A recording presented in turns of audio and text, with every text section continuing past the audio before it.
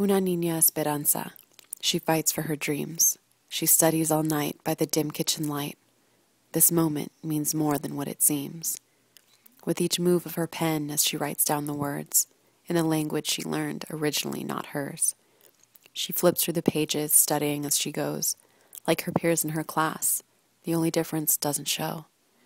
She struggles and studies with no future guaranteed. She lacks a paper proving she's human. Proceed. She came when she was young, with no fault and no wrong. She strived and stayed strong, with this journey hard and long. The risk of a drive, the risk of a walk, the risk of the law asking her to talk. A moment in silence as Esperanza waits. With images of her future in her mind, she whispers to herself, it's not too late.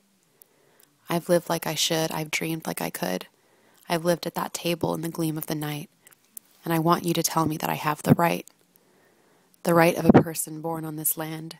So if you believe in this cause, then give me your hand, to unite in an act of a dream so clear, for it's time for my chance, it's time that they hear. Yo soy esperanza, for that's what I am.